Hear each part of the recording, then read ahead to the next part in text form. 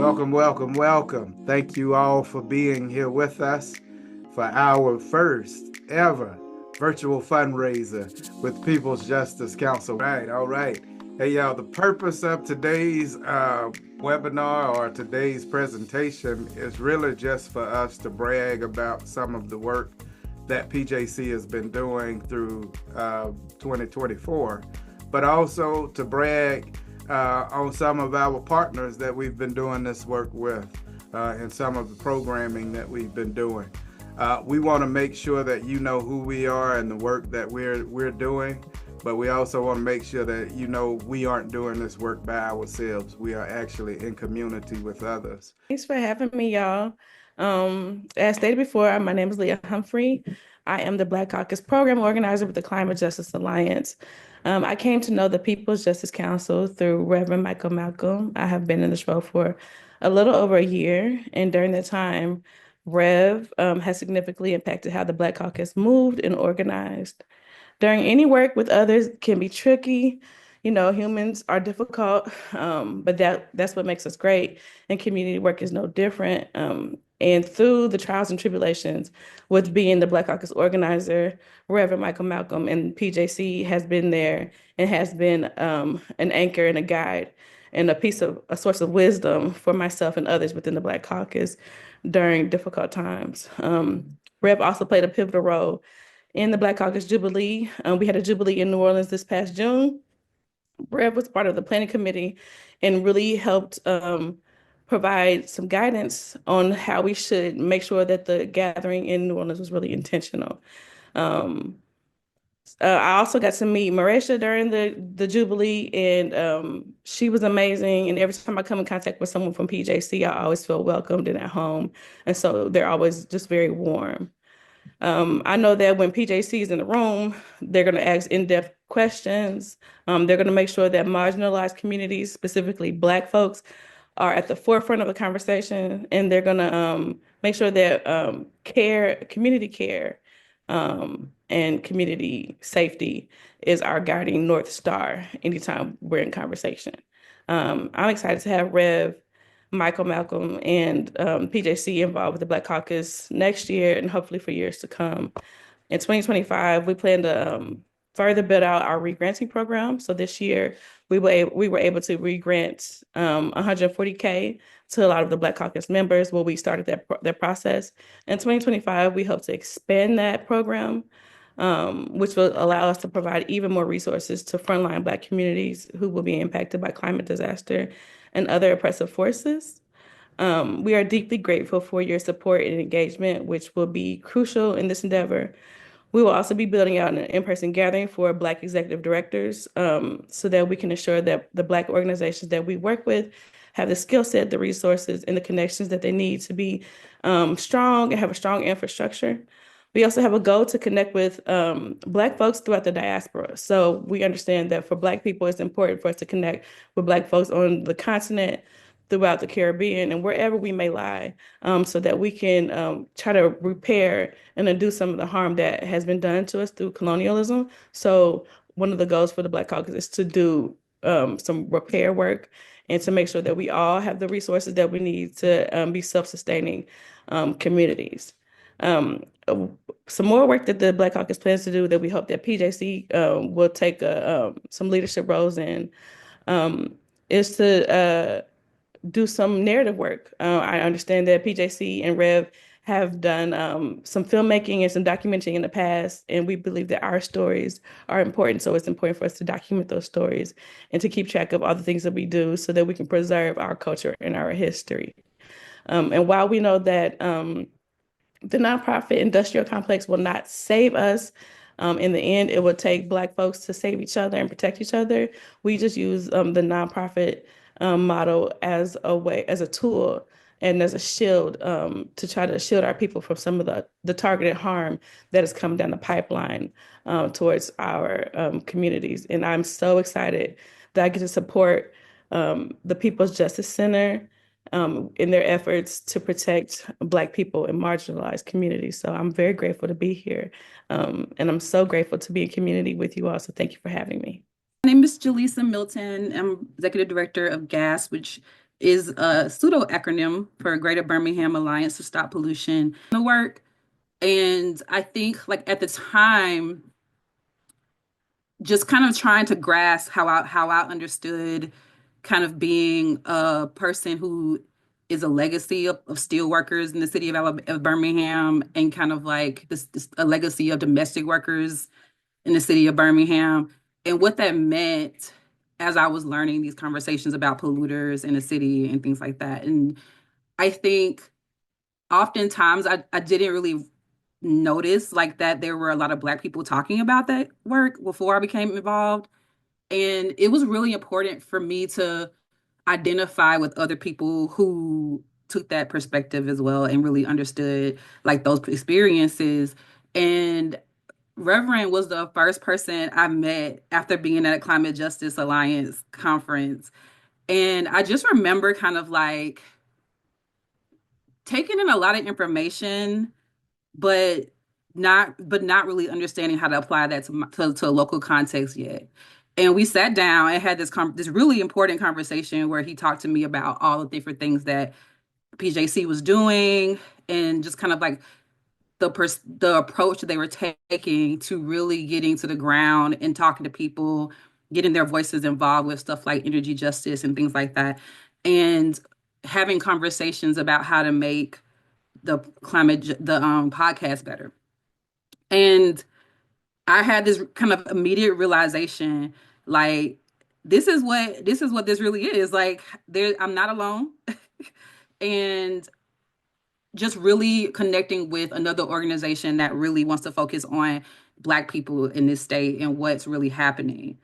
And we have the Common Justice Job podcast with PJC, and just like seeing how that work really tells stories about people who are really in the weeds of the work, and learning and growing and educating, and even struggling through like the way that we're facing all of these issues.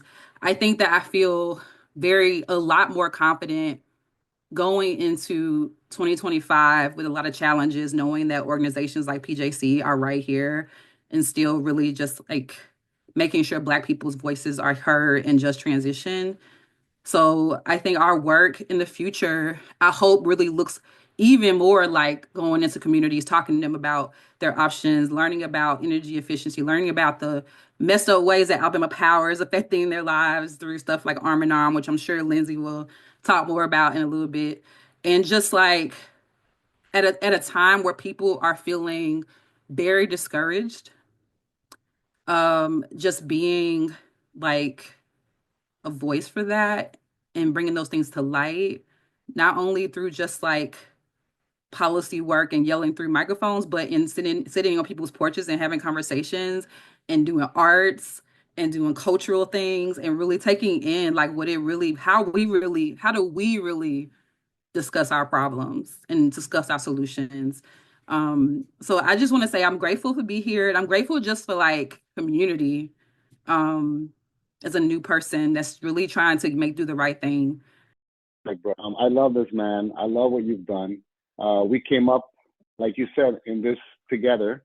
Just to contextualize things a little bit. So I lead an organization that manages a network of now 80 organizations in the Southeast that work in climate, social justice issues, environmental justice, the whole gamut.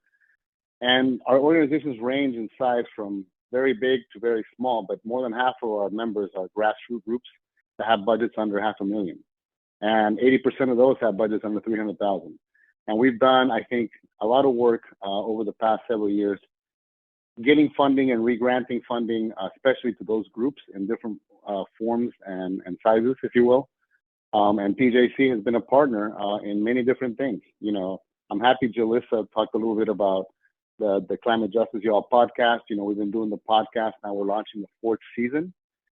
Talk about balling in a budget. You know, we've done this podcast with very little designated, monies. I mean, we're just labor of love. 10,000 downloads we've gotten from that podcast. And that's a big credit to Mauricia and, that's right, Mauricia and Abigail Franks from my team. Kyle, I remember him. I love Kyle. We worked together many different times. Kyle and us worked on an asset map. That asset map is still on our website. Professor Kyle really helped a lot with that, and we've done other things with him as well. And I'm starting to edify the team a little bit, but obviously Michael has been the driver of this thing. I love what PJC has done. I love the fact that PJC is based in Birmingham, if you will, and works locally in the state of Alabama. But also he does work nationally. He does work internationally. And I've gotten Michael to come on calls where people are like, can we bring this gentleman to other things? And, he's an exciting speaker. He's articulate. He's full of heart. And this organization permeates that. This is a fundraising call, so let me just put out an ask. Based on what you've heard so far, based on what you're going to hear, let's donate, okay? Individually, let's talk to institutions and organizations that can donate. I'm going to make a donation. Can't do too much right now, but I'll do something, all right? Maybe 100 or something. And if y'all can just match that or try to match that, anything you can give, let's raise some money, all right? Because the thing with money, right, in abundance, it attracts more abundance. And we need to give more abundance to people that are doing the work. We need to really give some love for what's coming, all right? We're going to win, okay? And we need to find creative ways to win. But if we're not resourced, it's going to be very, very difficult. It really is my honor to speak to some of the most impactful work that I've seen in the movement. So my name is Natalie Jeffers, she, her. I'm a climate scientist, educator, activist, and community organizer. And as Rev said, I'm the co-founder of the Black Hive, which we built with Valencia Gunda as a home for all Black climate environmental justice leaders. I'm honoured to be in partnership with the People's Justice Council, and I've learned so much, and we have gained so much from their work. So the People's Justice Council have been members of the Black Hive since day one, and have been integral to how we've been able to build and grow and flourish. The People's Justice Council have contributed to a range of our projects and campaigns, strategy and outreach, and they are so brilliant and sharp and strategic in the work that they do and bring to every space that we've been able to share and build in. As you know, our people and our planet are really struggling right now in the face of climate and environmental injustice.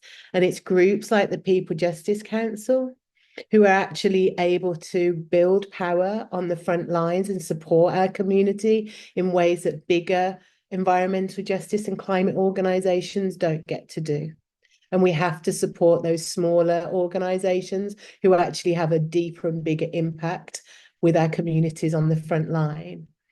We first got to collaborate. I saw this power of PJC in 2022 when I co-organized a global delegation of climate environmental justice leaders to go to COP27 in Egypt.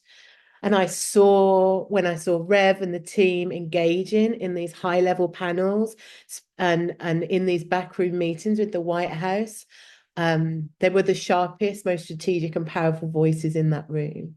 And so when I think of that term, like speaking truth to power, I see the People's Justice Council.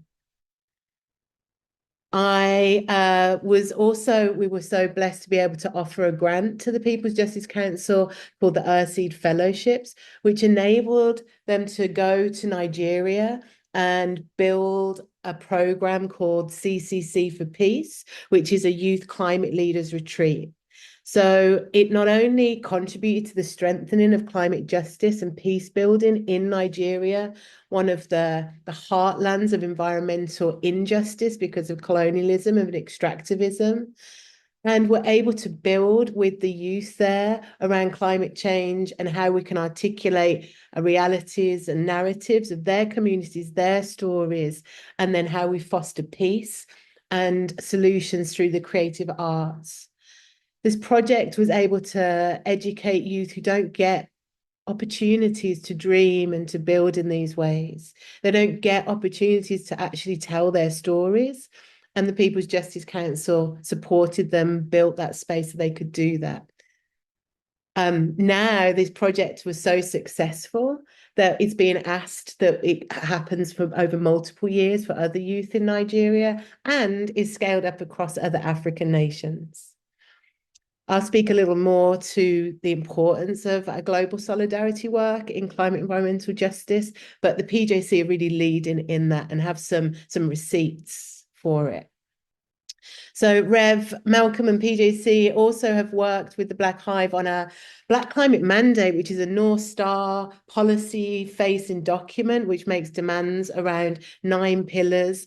And within those pillars are water, land, we do food justice, look at democracy, energy, the climate crisis itself, global diasporic solidarity, and the PJC are actually helping us now to create a documentary around this that will tell the story of the Black Climate Mandate and lift up the front lines narratives and stories. We've also worked together on New York Climate Week and a whole range of events, and I could just go on and on and on. But what I want to put across is that this work's not easy and it's hard, and we're always in spaces which are real dark and there's not much hope or light. And PJC and Rev always bring that light as well as laughter and love to every space, and those are critical, invaluable, priceless things that we need in our movement and need in our spaces to be able to do this work. So I really see the People's Justice Council as being at that nexus of climate, environmental justice, and creating cultural capital that can be used for community power building. They're rooted to the front lines and they speak for the people. So I just close with saying that some of the things that are really important to invest in, it's not about giving money, you're investing in building power for our people and protecting our planet. And so we have the documentary, which we want to be in all the film festivals. We want it to be up there as alongside everything, all these other stories that get investment from the industry. Help us to tell our story and let it go global. We want to deepen our global solidarity work, not only in Nigeria, but Senegal, Brazil. We're building around COP30, really looking at what it means to have a global South and US South projects and connecting like our ancestors and our elders did before us. We're going to be developing regional and international resiliency models around environmental injustice, protection and resiliency, particularly when it's looking at restoration and repair after extreme weather events. So the People's Justice Council are here to support and build in all of these different ways. But what they do for me and for the Black Hive is we built this as a home for Black CEJ leaders, but the People's Justice Council always makes our home feel warm, safe, loved, and that our freedoms are possible when we dream and work together. Thank you. And I'm honored to be here and to have the opportunity to support such amazing people. The challenges facing our world, inequality, environmental degradation, injustice, demand urgent action. And that's exactly what the People's Justice Council delivers. Day after day, they are on the front lines working tirelessly to create a more equitable and sustainable world. They don't wait for change, they make it happen. They empower communities to demand justice, to hold those in power accountable, and to create a better future for themselves and for generations to come. Tonight, we have the opportunity to stand with them. Our support is so important. Every single dollar we raise helps the PJC do even more. It gives them power to fight harder, speak louder, and build the kind of world we all want to live in. The People's Justice Council currently leads a few collaborations that were envisioned and developed by USCAN members and seeded by USCAN resources. For example, one of 2 campaigns that USCAN members voted on back in August of 2023 is called Power for Southern People, Not Southern Company, and it is a continuation of Arm in Arm's work towards fighting back against a gas and electric company in the South named Southern Company.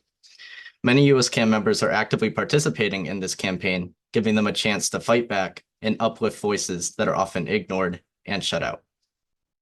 Another campaign anchored by the PJC is the US Fair Shares Collaborative, which I believe Natalie Lucas will talk about later, and the recently launched Shift Us campaign. We are looking forward to figuring out what collaboration looks like with this campaign in the coming year. Looking back, we are beyond grateful to the People's Justice Council and its commitment to the climate movement, not only to the cause, but to the people and communities that are intertwined. We are looking forward to what is possible in the new year as the Shift Us campaign gets underway and Arm in Arm deepens its work in this political movement. Thank you. And there's so many things I would love to tell you about today. This is just going to be a teaser trailer. Rev mentioned the Gulf South. We received a grant several years back from the National Academies. Yeah, that's NASM, National Academies of Sciences, Engineering, and Medicine, to create a Gulf state program we call From Resilience to Restoration. I could spend this whole meeting just talking about that initiative and what has grown out of it. But you'll have to check out Rev's videos. I'll put a link when I'm done talking in the chat to our YouTube channel, and check out some of Rev's video documentation about the wonderful restoration plans growing out of this. And then the CDC Foundation recently funded some work for us. I'll post a link in the chat about a recent visit we had to Lafayette, Alabama, a frontline community, we're helping Lafayette with our partners, Auburn University and the city of Lafayette. Chief Duty, the fire officer there. We're helping Lafayette become more heat resilient. We're helping frontline communities deal with these extreme weather events in very practical ways. But you're going to hear more about our PJC work, specifically from Marasia when she talks about no dirty deals, but check out these others.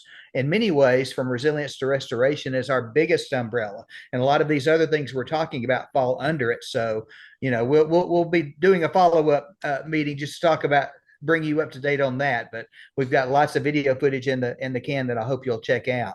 But Rev had asked me to specifically speak, or Marasia had asked me to specifically speak about this other thing. You've heard IPL, ALIPL. What is that? Now, I know we're among friends here, and I suspect many of you already know. But for the folk who don't and our future viewers of this, thank you again for recording, team. And I'm going to start sharing my screen. I almost hate to do slides. All the previous speakers have done so well without slides, and here I'm invoking death by PowerPoint. But this will be a very short slideshow, I can tell you. So I'm Program Policy Director for ALIPL and PJC. What is ALIPL? It's Alabama Interfaith Power and Light. Why are we sharing the screen? Well, that's because ALIPL is both a program of PJC and a chapter of National IPL. And someday you need to corner Rev and get him to tell you how all this came about, how we met through ALIPL. But for now, let me just leave it at that and say a little bit more about what this program of PJC is. Well, one, we're not just a program of PJC, we're also a chapter of National Interfaith Power and Light. And in my slide notes that I believe will be shared later, and I'll post this in the chat as well, you can go to National IPL to check out the wonderful work that they do. We are Alabama's chapter of this national organization. This is our mission statement. So, as you might imagine, ALIPL and PJC have a lot in common. Both organizations operate at this nexus of energy, climate, and justice. Both organizations are interfaith. But clearly, ALIPL is state-based and focused on these areas: environmental justice, energy conservation, energy efficiency, and renewable energy that you're going to be hearing more about very shortly. While PJC is, as Rev says, Gulf state focused, but actually international. This is one of the first things that Rev and I got involved with pushing forward in Alabama. This was an ALIPL initiative called our Interfaith Statement on Energy and Equity. We started a petition, and when Rev got the United Church of Christ to sign on, we blew the number of participants in that petition out of the water. We took this petition to our state public service commission. And I suspect Lindsay, Arm in Arm, are going to be telling you more about not just Alabama Power, but our PSC, the Public Service Commission, that's supposed to represent us against this supposedly regulated energy monopoly, but doesn't. They are a puppet service commission. Well, this is Rev and me early on unveiling our banner on the steps of where the Public Service Commission meets in Montgomery. We delivered our petition, and of course they promptly responded by raising the tax on free sunlight. We can tell you more about that another day as well. But this is what our interfaith statement on energy and equity says. To us, this is common sense, but as the old saying goes, common sense ain't so common. So how do we combat this? I mean, we are working to change the PSC. We are working through partners like Energy Alabama in TVA territory, that's North Alabama.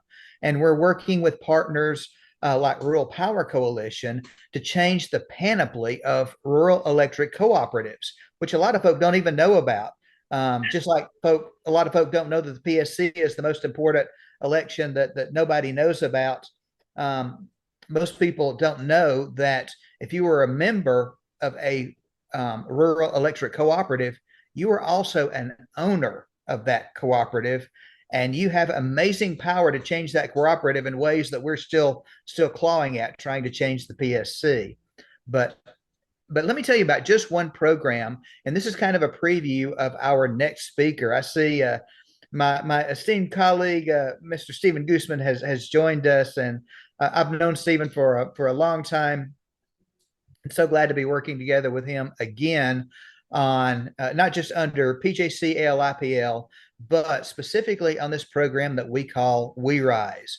Weatherize every residence in the Southeast. That sounds pretty bold. And as Stephen will tell you, we actually came up with this acronym, but before we realized that there's a much better term for this than weatherization. Stephen will tell you about home energy renovation and more about this program. But in the slides, there'll be a link to this brochure. I'll also post it in the chat.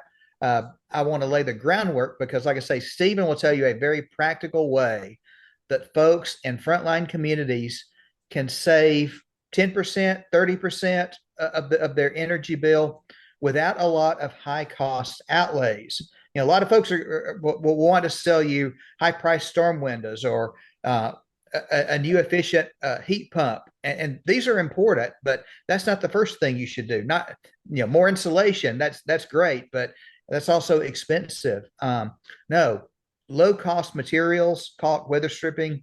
We can. That's the biggest lever, the biggest bang for the buck. And the We Rise program is not only about showing frontline communities how to do this, but through a train the trainer approach. That's how we hope to weatherize every residence in the Southeast, make this go viral. So, like I said, I'm laying the groundwork for Stephen here to tell you more about this program, our hands-on solution, regardless of where you are, in Alabama Power Territory with an electric co-op. This works for anybody at any level of income. And for those of you into QR codes, here's the QR that'll take you to that brochure. And that is my, I'll pass it back to you, Rev. And hello, folks. I'm Stephen Guzman. Sorry about the acoustics in the video. I'm filming from my car between other appointments, but delighted to be a part of PJC and Alabama IPL. And the We Rise program is not just about weatherizing. We're trying to teach home energy renovation to communities by doing home energy renovations. So typically what happens is when there's money available for weatherization, as the feds like to call it, a lot of folks like me run into the pig trough and get the money and arguably do some good weatherizing a few homes in the community. But when the money's gone, the contractor and the program is gone as well. We're trying to create some systemic change by not just weatherizing homes, but by teaching the home weatherization skills. And as it turns out, in my private practice, when I was doing home energy renovations, I became impressed with the fact that the low-hanging fruit of home energy efficiency are profoundly simple tasks that basically involve caulk and foam and knowing where to put them. And I started teaching those things to willing homeowners and do-it-yourselfers. And that became the core of our We Rise program.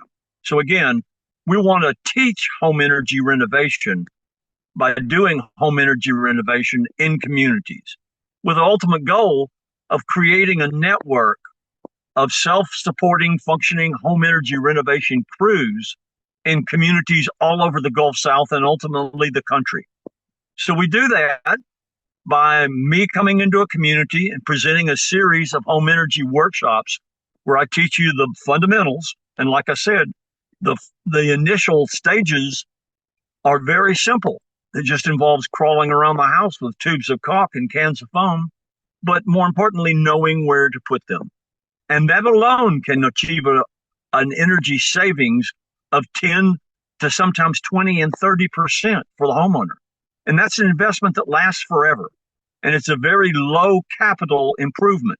It doesn't involve big ticket purchases. It just is labor intensive. And one of the reasons why we don't hear more about this is it doesn't make much money for the installers. So they prefer to sell you the big ticket stuff. But this is literally the low hanging fruit. And it's the ultimate democracy in that anybody can do it. So we're going to be coming into your communities, hopefully, and sharing this information with you, looking for key individuals who might be willing to take the training and continue to do this work after this particular round of funding is exhausted. Amazing. I am so happy to be now part of the PJC team and running the Fair Shares and Shift Us campaign. So for those who do not know, the Fair Share is really about what the United States needs to do in order to achieve like our amount of climate justice that we need to, which includes climate finance, actual action, and making sure that our country is set up to be able to address the climate crisis. And then I also am working on the Shift Us program, which is like thinking about how we shift the United States to reach these goals no matter who's in office. And so I am really excited to be able to be working on like what that visioning and narrative will be around how we shift the United States. And PJC has been an awesome home for this. And because of PJC, we've been able to connect to make sure that groups or networks like US CAN and DCJ and CJA and others are at least aware of the information and can start to get involved in it. And so it has been a real labor of love, and we put together the Fair Share Nationally Determined Contribution this year. And next year it's going to be about implementation and getting to our goals by 2035, no matter what happens. I feel really blessed to be working on this team because of just like the deep connections that I have to the people who are on here, including Rev Michael Malcolm when we started as the Building Power from the Grassroots Up co-chairs, and Lindsay Harper was also core to that like baseline group, and even Susanna Tuttle and Alex, like you all really were my foundation for doing this work, and it just feels so amazing to be part of this team. I highly recommend anyone who wants to support an organization this year to support People's Justice Council to keep making this really incredible work happen over and over and over again. Oh, I am so glad to be with you all this evening. It's always great to see your faces. And it's especially to be here under the umbrella of PJC and to really hear all the work happening all in one place. I will definitely say that I would like to put myself on the I came up with this team too list. Rev, Alex, Natalie, Susanna, I came up with y'all too. And one of the things that I really realized in doing this organizing work, and it's about relationships. People show up for people. And the reason I've been able to make it this far is because of you all. I want to show up for you all. You all show up for me, right? And so I really feel like the relationships that we've been able to build are why we have arms that are complementary, multiple arms of it, they're all complementary, right? We recognize the issues. We know what has to be done. We know it may look a little bit different, but at the end of the day, the threads are the same, and the threads of our relationships are what keep us together. And I think it's really interesting, Rev, that so much has culminated under PJC. You must be doing something right. I mean, the proof is in the pudding, right? You got to be doing something right. There's so much value in People's Justice Council. As was mentioned earlier with Natalie, the energy, the love, it's so genuine and authentic, and I really am grateful to PJC for, bringing arm in arm under your umbrella as well. I think it's a perfect place for what we've been able to achieve, what we've been able to grow, bringing Mississippi, Alabama, and Georgia together under the umbrella of what we're all suffering from Southern countries, putting way too much money into our legislatures and our public service commissions. And so instead of doing it apart, we do it together in relationships. And here we are. It's incredible what we've been able to achieve. We've been over to Southern Company and we've done their shareholder meeting 4 years now. We're going on 5, y'all. We're on a roll. What's incredible is that we've built a lot of momentum and we've built a lot of knowledge and power and strength as well. And right now we're really, really leaning in on shifting the narrative. Our goal is to leverage our voices from Mississippi, Alabama, and Georgia to change the narrative. The Southern Company is a good neighbor. And so here we are. And so what we're really leaning into right now is our documentary. I know you all have heard about it. You will see it soon. It is good. You're going to love it. It's so good. And again, it's a labor of love. It's relationships. It's expertise of the people on the ground that have been doing this, who have been living it. And so here we are. And so again, I just want to put a shout out and a thank you to PJC, definitely to Sin as well as, it's all relationships. We're on the board. I've known y'all for like forever now. And I can't imagine doing this work without the folks that are on this call. And so I am grateful. This is important work. Our timing is dead on the money. This documentary is going to hit. They're going to be mad. And the truth is what it is. They're just going to have to choke on it. And then we got to keep pushing. And so here we are. And so shout out to PJC. Y'all doing it. Thank you. And listen, we are in this dispensation where we are right now in this time. We are what I would see in the Bible that says, for such a time as this. I believe in my heart of hearts that PJC was birthed for such a time as this. In this time when, especially in the Gulf South, I hear a lot of people talking about policy this and policy that. And I'm not against policy at all. We need policy. In fact, our mission is to change policy. And my folks dying in real sense, in real ways. And that's reality. Don't mean to sound doom and gloom, but there's nothing we can do to get around it. It's happening to us. Not because of us, but to us. PJC wants to be able to respond in a real practical way to what's happening. We don't want to just change policy, but we want to meet people practically. How can I hear what you say when my stomach growling so loud? Feed me first and then speak to me. Our folks are suffering and they are dying. We need to answer for that and deal with the policy piece. PJC, the programs of People's Justice Council are there to deal with the feeding as well as moving us to the policy implementations. So we're advocating for the care and compassion of our people and our communities while advocating against the pollution and the corruption that kills our cosmos. We need your help in order to be able to do that. And so we ask that you would give however you can give. We've had people that have donated during this call, but once this call is over with, the donations doesn't have to stop. We need your donations in order to make this work happen. Thank you. Again, thank you all for being here. Much love to you. I appreciate it. And thank you for your donations for those that have given. And we look forward to yours that have not given but are going to. Again, the work continues. It's nonstop because the people's needs are nonstop. And so we want to make sure we're meeting those needs. As always, I offer to you love, peace, and light.